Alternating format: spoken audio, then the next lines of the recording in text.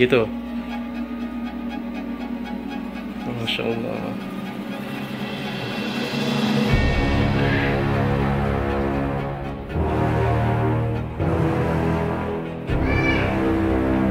Ini saya harus satu tim nanti, kalau bisa ini semuanya dibersihkan ya.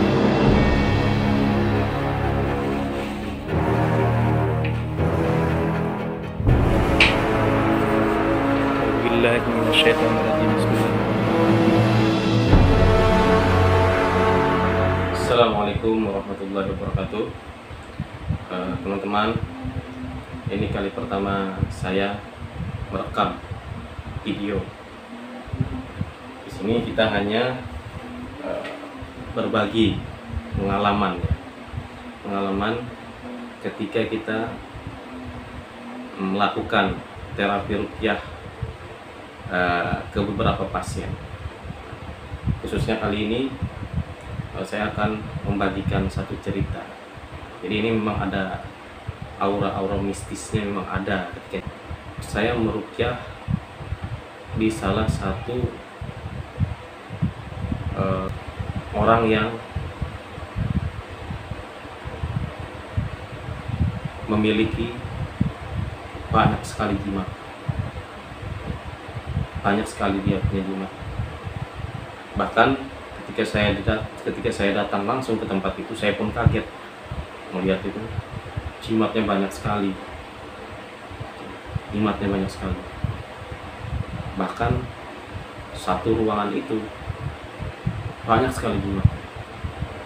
Jadi ternyata setelah diusut, beliau ini merupakan seorang ketua kelompok spiritual.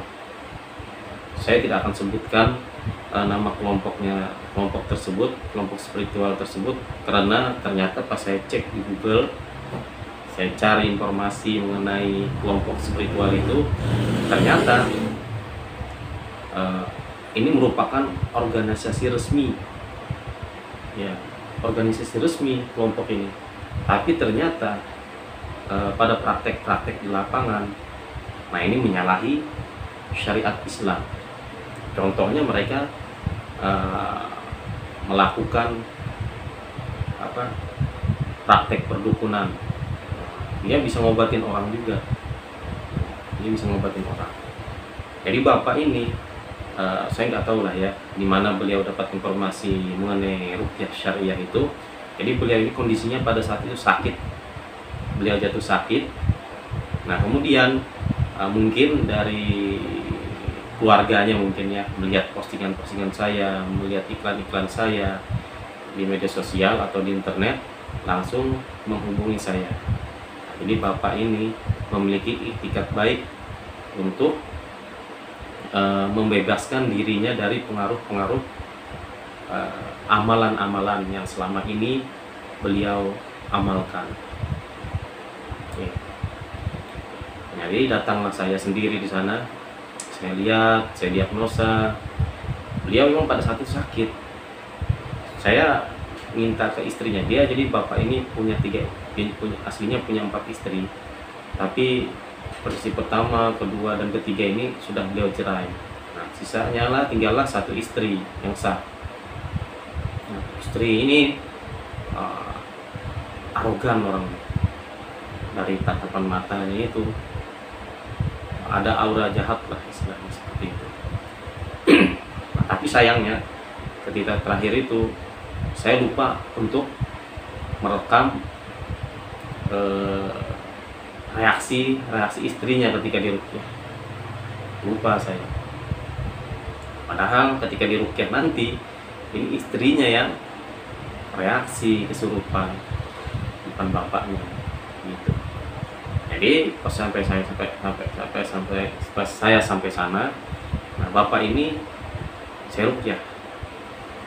Ketika di ruqyah itu berjalan mulus saja, berjalan mulus, tidak ada apa-apa lah istilahnya gitu kan. Ya alhamdulillah kata saya kan, karena memang reaksi dari ruqyah itu tidak melulu reaksi frontal, kesurupan, ngamuk-ngamuk itu nggak selalu.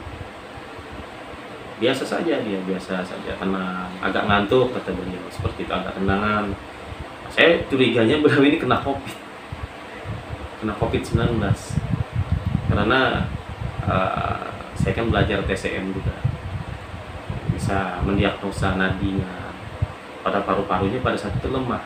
Makanya saya dari rumah itu saya bawakan herbal kus al-hindi, kusul hindi. Nah ini kusul hindi. Kalau mau pesan nanti bisa di sini ya. Ini serbuk dia, serbuk. Saya bawakan ini karena saya menyangka pada saat itu beliau itu sakitnya karena COVID. Jadi setelah dirukyah selesai, istrinya belum saya rukyah lagi. Maka saya naiklah ke tempat bisa dibilang tempat semedi beliau, ya, tempat tirakat beliau kata keluarganya. Saya kaget,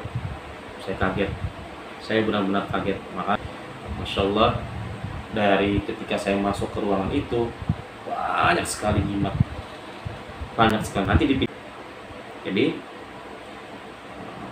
saya belum pernah melihat jimat sebanyak itu. Dan ternyata beliau ini guru spiritual di tempat kami itu. Beliau ini gurunya, beliau pengikut itu banyak ya, paling enggak 10-15 orang lah pengikutnya di Sampit ini, di tempat kami ini. Saya pun kaget juga kalau ada gitu kan orang, ya kita anggaplah dukun gitu kan, bahasa kasarnya itu dukun. Alhamdulillah lah atas izin Allah mau gitu kan membuang semua jimat-jimatnya, raja-rajanya itu, semua amalan yang mau dibersihkan. Alhamdulillah lah. Terus itu, saya nggak, jujur aja nggak sanggup sama keluarganya, bilang Pak, Bu, Mbak. Sama pada saat itu saya ketemu sama anaknya. Ini saya jujur saja nggak bisa sendiri, saya harus bawa tim saya, bawa teman. Kalau berdua atau bertiga baru kita bisa eksekusi, karena sebanyak ini jujur saya nggak sanggup. Kalau anaknya ini ternyata indigo, bro. Anaknya indigo, anaknya ini kalau sudah di atas tempat bapaknya itu, wah sudah bawaannya merinding, pengen muntah. Itu reaksi jinnya itu bergejolak pas di atas tempat bapaknya itu. Dia maksa saya, Mas tolonglah Mas, malam sekarang juga nanti dibantu sama suami. Oh saya nggak bisa, kata saya, karena saya males kalau nerapi rukyah itu malah males. Sudahlah besoknya baru tak turunkan. Nanti dicuplikan video itu, banyak sekali kita hancurkan, satu gudang itu penuh dengan jimat-jimat. Allah alam lah ya. Adakah teman-teman istilahnya yang menemukan juga sama seperti ini kejadiannya? Jimatnya sebanyak itu, rajahnya sebanyak itu. Satu kamar itu penuh dengan jimat-jimat, penuh dengan raja-raja. Dan kita bersihkan di situ. Alhamdulillah atas izin Allah, kita bakar semuanya di depan rumahnya. Itu pun atas persetujuan beliau juga, karena kata beliau pengen sembuh. Nah, setelah kita bakar, kita rukyah rumahnya. Nah kemudian pas sesi terakhir ini, yakni kita merukyah penghuni rumahnya, termasuk bapak, istrinya, sama anak-anaknya. Nah ini pada saat itu teman saya Ustadz Abu Ahya, itu beliau, saya suruh merukyah orangnya itu, bapaknya itu beserta ibunya, beserta anak-anaknya, satu keluarga. Nah pada saat itu sayangnya saya lupa merekam videonya. Kalau ada rekam seru, pokoknya seru. Jadi pas di rukyah itu, ini langsung saja ya saya ceritakan. Ketika di rukyah itu, yang seru itu istrinya, ternyata istrinya ini reaksi mengeluarkan jurus-jurusnya, jurus orang kerasukan lah pokoknya. Kerasukan. Kemudian anak-anaknya ini ternyata anaknya ada indigo juga, mereka bisa ngelihat jin. Dan beberapa dari anaknya itu muntah mereka ketika di rukyah. Yang muntah di rukyah. Ya pada intinya saat itu permasalahannya sih ada permasalahan keluarga sebenarnya. Istrinya ini ternyata memiliki hasrat untuk menguasai harta dari bapaknya ini. Dia nggak sudi ketika anaknya mengganggu hubungan mereka, hubungan suami istri mereka. dan nggak sudi juga ketika harta bapaknya dikeluarkan untuk anaknya, dia nggak sudi. Nah jadi memang ibu tiri ini memang jahat orangnya, tapi saya nggak sebut nama lah ya. Dari matanya pun itu kelihatan ketika saya suruh antara istrinya, istri bapak itu dengan anaknya ini berpelukan. Nah itu matanya sangat kelihatan, matanya mata jahat, mata hasad ada di situ. Nah wallahu a'lam bishawab. Nah mungkin lain kali ada cerita-cerita ini akan saya share ke teman-teman. Ini untuk berbagi pengalaman saja. Ya mungkin itu saja. Assalamualaikum warahmatullahi wabarakatuh.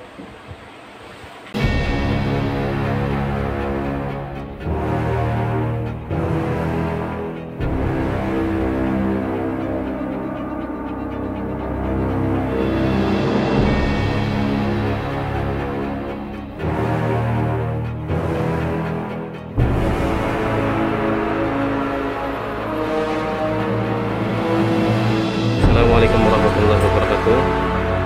Alhamdulillah, insyaallah hari ini kita akan memusnahkan simpanan-simpanan seorang bapak. Beliau merupakan seorang guru salah satu organisasi spiritual. Banyak sekali simpanan beliau yang kita temukan di sini, subhanallah. Dari jimat-jimat, dari raja-raja, berbagai macam bentuknya. Nah ini rencananya kita akan unboxing dulu.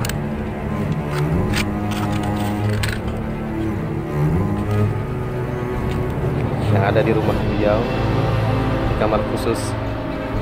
Subhanallah, banyak sekali.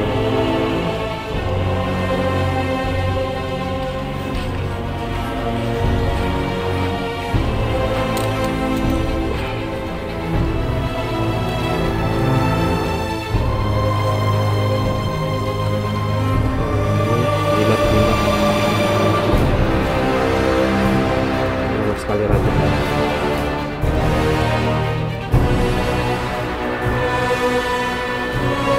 Ada juga keris-keris ini.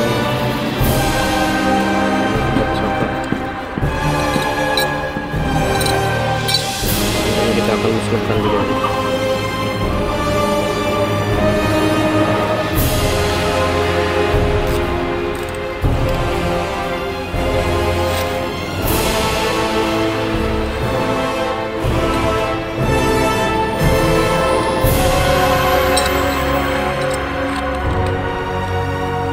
Pakai isinya fotokopian kah atau apa?